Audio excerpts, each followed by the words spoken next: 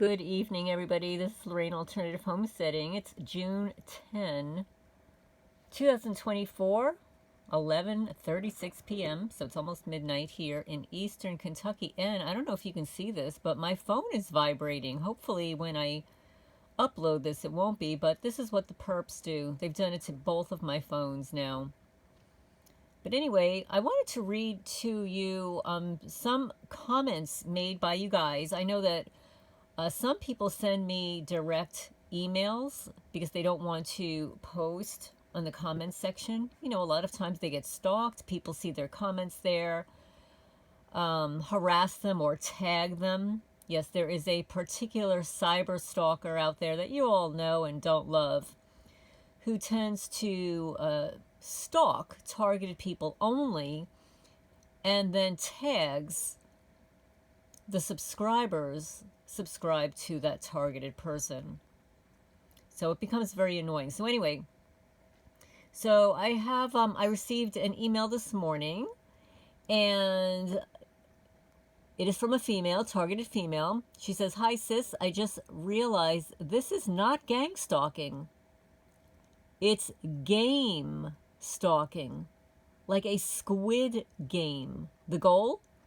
To harness quote-unquote collective psychic energy, money, and profitable stories. The Masons have a G for game, and they created a sublayer of reality where society now has two different layers, one for the boring people and one for interesting, intelligent people that are targets for this game. Like a game of Sims, simulated reality, who runs the game? Probably some wealthy, bored people, but also there's a chance the game runs itself. It is well-known fact that online video games are just starting to play the players and not the other way around. It's some machine program or AI. It may even be run from a different planet or dimension." So that was a really interesting comment. And I know that targeted person Brian too, also whistleblower, he speaks about the hyper game theory, that basically the gang stalking program is hyper game. It's a hyper game theory. And the individual who invented that hyper game theory was John Nash, Dr. John Nash, the professor in Princeton.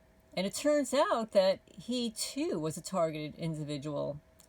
Most people don't want to acknowledge the fact that he was. And, you know, I feel for his family, thinking that he was schizophrenic when he was not. It was all induced.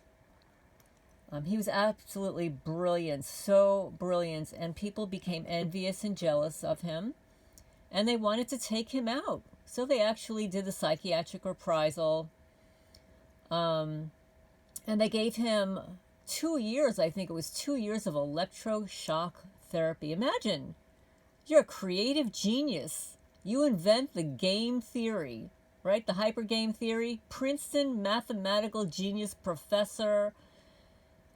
And then they send him to the shrink to give him ECT, claiming that he's schizophrenic. Okay? Well, anyway, if you've ever read the book Beautiful Mind, it is about him. And thankfully for his family, they were able to profit off of that book. But in my opinion, John Nash, professor, was a targeted individual. But let's just say, I am powerful, you are powerful, and we are powerful together. And they are cowards because they have to hide in the shadows. They have to wear cloaking devices. They have owl calls across my property going, hoo, hoo, hoo, hoo. The little sick girlies hooting owl calls across my property. Anyway, yeah, this is how they communicate with each other. They're animals. Oh my goodness. Okay, so now another comment on one of my videos this morning, and this was the video about the food, my frozen food being poked at, you know. So they like to do the hokey pokey with the food. So this person writes, our food is more likely to have pinholes in the seam folds. I suspect that they are a poor attempt to hide the fact that something nefarious is having been injected into it. I don't know if it's a poison or a drug, but I know some of the bad side effects of not catching on to the tampering of our food. I thought at first that the quirky things I was experiencing, like walking farts, were just part of the price of growing old. But diarrhea, stomach cramps, nausea, and God knows what else is often the result. And those things are not just funny as walking farts are. The bastards aren't only messing with the stuff in the freezer, they will get into anything or everything. I lock my refrigerator up when we are both away, but to no avail. They are resourceful. We don't use anything that's been left out to be tampered with that's opened without careful scrutiny. They will also tamper with our dinnerware and cooking utensils. Do not forget our bedding and our clothes in our bedroom. The towels, the toilet seat, the tub, the soap, shampoo, the conditioner too. Even rugs and tiles. Everything is coated with a dermal drug that is darn near impossible to remove. Yes, I absolutely understand that. They've done this in my nonprofit building, and I have provided a video. I think it was maybe over the winter time. I turned off the lights in my bedroom, and with a black light, I showed you what my oil lamp looked like. This is an oil lamp that I cleaned, but it was filled, just totally filled with nano dust, smart dust. It was disgusting, all different colors. It was horrible. Couldn't get rid of it. Even the rugs and the tiles, everything is coated with a dermal drug that is darn near impossible to remove. And I'm not even going to start in on the awful fuming we are being subjected to. Well, thank you so much for that comment. The reason I'm reading it out loud is that not everybody goes back to the comment section. Like, because it's my channel, I receive alerts every time that there's a comment, and a lot of people don't have an opportunity to read the comments. And this was a really good one. Thank you so much for the advice. So I've experienced a lot of what you're describing. When I lived in Manalapan, New Jersey, in a home I lived in for 30 years as original owner, I have to just say, I worked out at a gym. I was like at the perfect, my perfect body at the age of 54. Yeah, at the age of 54, I was in the best physical condition of my life. Even better than when I was a teenager. And, and I worked out, and I did gymnastics and dancing and ballet and all that. But at age 54, I was literally in the best physical condition of my life. And when all this stuff started happening, I remember waking up one morning and being sick to my stomach, as if I had been drugged. I was so nauseous, I was doing the dry heaves, and I had to, run to the toilet and all that stuff. Sorry for the graphic details, but that was not the first time that happened. And, it happened several months after that, and I knew then that I'm being drugged or gassed or something. I still was not attuned to what was happening to me. I never suspected that somebody was entering the house when I was sleeping. And then one day, or I should say one night, I was on the phone with my mother, and I was telling her all this, and she absolutely believed me. My mother knows, like we had a very close relationship. We spoke every day, and obviously she raised me. She knows that I was a hard worker, a good mother, wife, and all that stuff. And when all this stuff started happening, she believed a lot of what I was telling her, but then some of it just didn't make sense to her. She would say to me, Lorraine, I don't think people are getting into your house at night. She says, I just don't think that's happening. And I said, somebody is, and I don't know how. She says, well, and I'm on the phone with her. She says, while I'm on the phone with you, go check your windows. So I walked around the house. I checked all of my windows. I get to like the last window, in the addition of the house. Like, this is a huge room that I added on to the back of the house when I was still married. And I checked one window and another one, and the very last window was unlocked. I never unlock those windows. They are always locked. What had been happening was people were coming in to my house during the day when I was out. I figured this out. They were driving into my garage. They were opening up my garage door and using an RV, an SUV that looked just like mine. It was, the same color. And they were parking inside my garage, so to the outside, it just looked as if I were coming home. And then they would enter my house, do all their dirty work, the vandalism, the harassment, really harassing my cats like crazy, and then opening that window.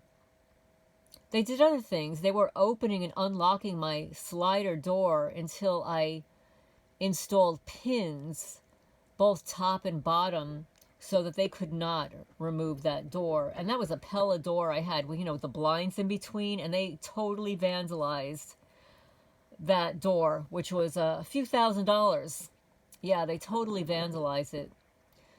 But, so that's how I found out how they were getting into my house at night. They were keeping a window unlocked during the day, after entering during the day. And there was a targeted female on the calls back then, back in 2017, and she said that, check your salt and your sugar.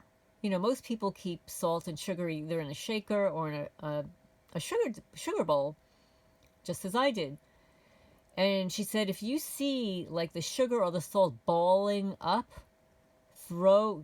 toss that. Not, you don't have to toss out all the sugar or all the salt, just to scoop out those little balls, make sure that they don't break up, that somebody put some chemical or, drug or whatever into your sugar or salt. So that's how you find out that they've done that. As far as other foods, sometimes a food will taste bitter. And then if it tastes bitter when it normally doesn't, you can throw it out. But this was a good idea about the pinholes in the seams. Now that's really interesting they say that about the food, because that's exactly what they do with clothing. I've received photos. In fact, I received a photo. Let's see if I can show you today from a targeted female. Let's see. Let's see. Now I'm just receiving a whole bunch of stuff from another person. Perhaps I can let's see. Okay, so here is, let me see. Here it is. Okay. So she sent her shirt. She says, okay, speaking of which, I saw your new video this morning. I just discovered this weekend. I got out one of my shirts for sun protection, again for the summertime, just like the pants. Those are the pants that I posted where she has a new pair of pants and they sliced her pants. She said, and sure enough, I find the garment compromised like I found many of my other garments compromised. God knows when it happened, because it's been over a year since I had this on. Again, because I wear them mainly in the summer.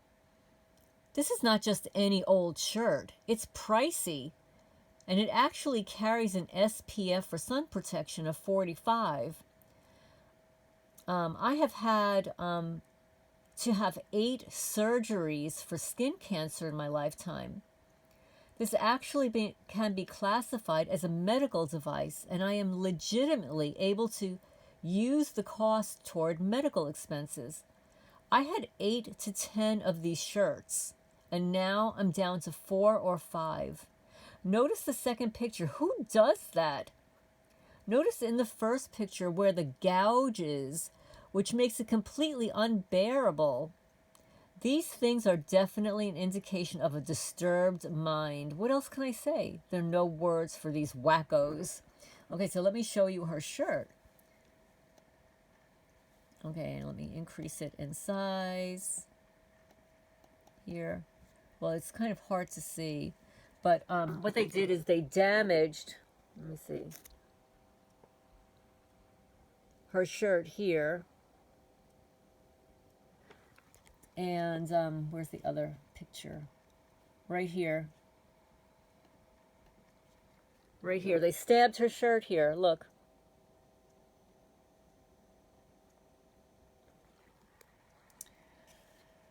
It's just unbelievable. Just unbelievable. Now, I just received, okay, let me see. She said, okay, 1, 2, 3, 4, 5, 6, 7, 8 emails with all separate attachments. I will read one of them to you because one is